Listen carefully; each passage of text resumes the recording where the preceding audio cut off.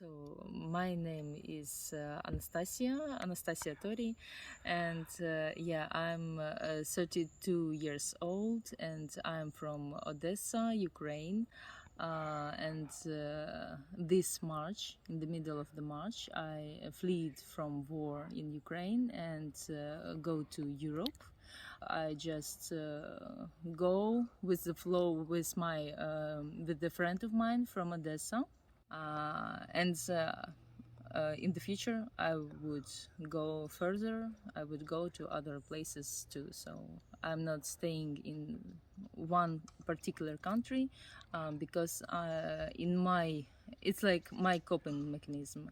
I don't want to spread my roots in one country because I feel very connected to my own city, to my own country, and I wanted to come back there, but it's not possible now. So I would just be in one place and other place and other place. It's better for me like that, not finding the new home.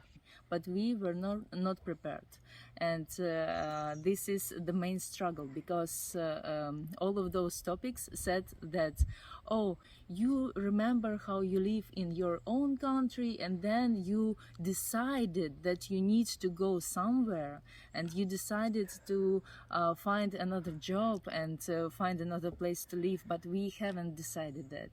And this is the main point that are divided us from those previous generations, previous people who wanted to change their life that way. We haven't choose our own future. Yeah, so that's hard. This was the part of my job, to help people in my country, to work with disabled, to work with children, art therapy, and all of that. I wanted to help them more after getting new experience, after getting new knowledge. You have a job, and then you just starting from scratch in the middle of your life, for some people even more. And yes, it's hard to find your new place, find the purpose. There is this self-doubt that I would be useful here, and I wanted to, but I need to feel this connection with new people, so I would feel that I'm visible. Their main feature is, oh, I'm a refugee. Like, not I love some music, I do art, I'm interested in poetry or something else, or cinematography. Not, you're just a refugee, and after that you are so and so. And a lot of people just step into this first step, and after that they don't want to hear about what are you doing, like who are you as a person. And this is like a struggle for a lot of people. They don't want to feel personal connection to the war. I don't want to speak about the war all the time. And also, if you want to succeed in life, in the modern life, you need to be multi-purpose. And even in some professional field, you need to have few interests that you combine together.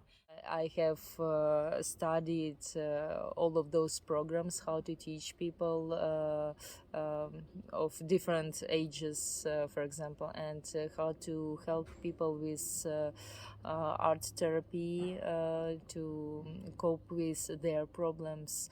And and I work with children who were suffered from this conflict at the east of Ukraine during the period of time of 2014.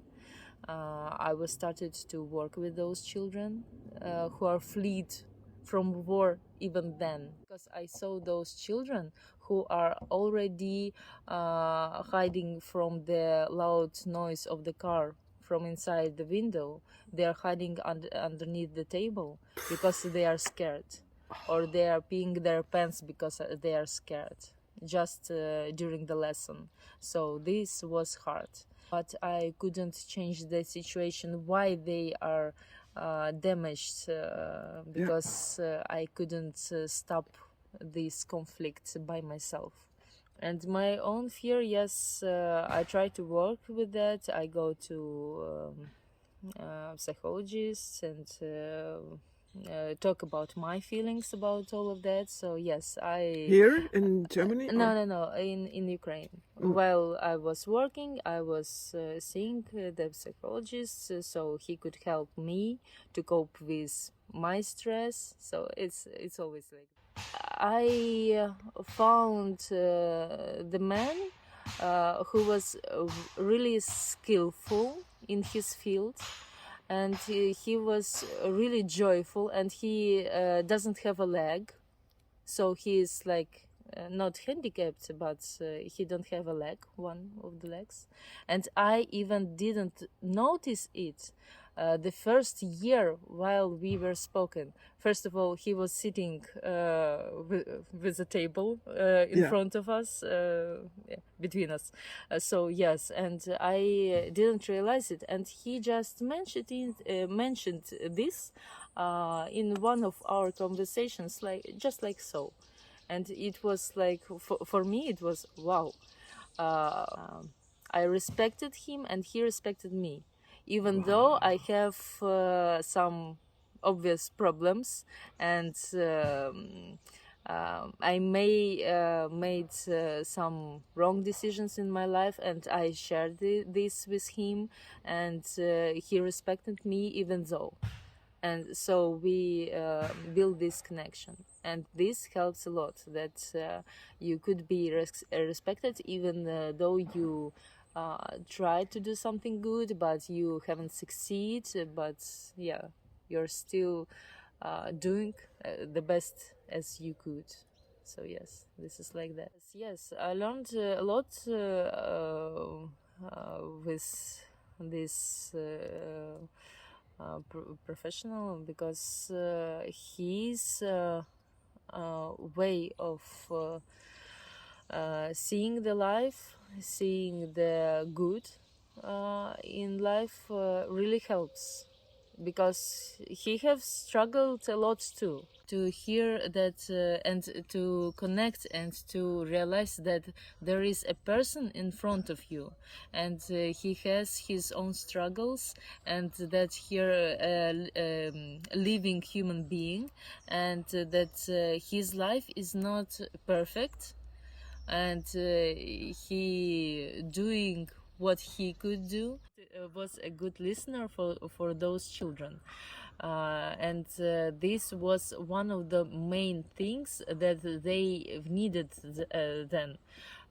They need someone who could listen, and who could listen to all of their stories, like they wanted to share all that they went through, and they really need to find someone who wouldn't judge, and wouldn't like react too emotionally for that, like won't interrupt them in the middle of their story, like, oh, poor thing, like forget about all those difficult stuff that you have go through.